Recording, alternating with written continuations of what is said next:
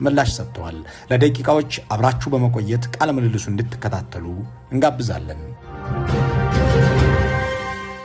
በጣም አመሰግናለሁ ጄኔራል። በአሁኑ ሰዓት የት ነው ያሉት? በመደበኛ ስራዬ ትግራይ ነው ያሉት፣ መቀሌ ነው ያሉት። በመደበኛ ስራዬ ላይ ሲሉ በቅርቡ በአቶ ጌታቸው ደብዳቤ መታገደው ተገልጾ ነበር። ስለዚህ ታግደውም ስራ ይሰራሉ ማለት ነው? ያ ታጋዮች አይደለንም። በዚህ ካሊ መደበኛ ስራችን የጸጥታ ስራ ነው። የጸጥታ ስራ እንዳንሰራ የሚያደናቅፍ ነገር ብዙም የለም። የጊዜያዊ መንግስትም የጋራ ነው። የትግራይ ህዝብ ከፕሪቶሪያ ውል ጋር ተያይዞ የሰራዊት አባላትም ቲፒኤልኤፍም የውስጥና የውጭ ምሁራንም የትግራይ ተወላጆች ማለት ነው፣ ስፔሻሊ የጂኤስቲኤስ የተፈካካሪ ድርጅቶችም በጋራ ሆነን ቋቋም ነው እና እኛ ራሳችን የጊዜያዊ መንግስት አካል ነን። ስለዚህ በግለሰብ ደረጃ አይደለም የኛ ጉዳይ የሚወሰነው። የጠቅላላ የራሳችን አደረጃጀት አሰራር አለን እና አሁንም ስራ ላይ ነው ያለው። መደበኛ የጸጥታ ስራ ነው ያለሁት። ያ ከዚህ በተጨማሪ ማምሻውን መከላከያ ባወጣው መግለጫ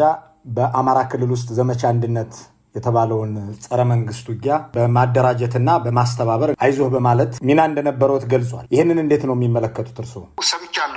እኔም ራሴ በጣም ነው የገረመኝ። ምክንያቱም እኛ ለሁለት ዓመት ሙሉ ከ2013 ጀምሮ እስከ 2015 ጥቅምት በከፍተኛ ውጊያ ላይ እንደነበር ይታወቃል። ጦርነት ላይ 360 ዲግሪ እና ያ ጦርነት መጨረሻው ወደ ሰላማዊ ጉዞ እንድንገባ የፕሪቶሪያ ውል አለ። ከዛ በኋላ ባለው 2 ዓመት ሙሉ በፕሪቶሪያው መሰረት የትግራይ ህዝብ ጥያቄ በአግባቡ እንዲመለስ የፕሪቶሪያ ውልም ተግባራዊ እንዲሆን እንደ ህዝብም እንደ ጊዜያዊ መስተዳደርም እንደ የሰራዊቱ አባላትም እዛም ክልል ያለ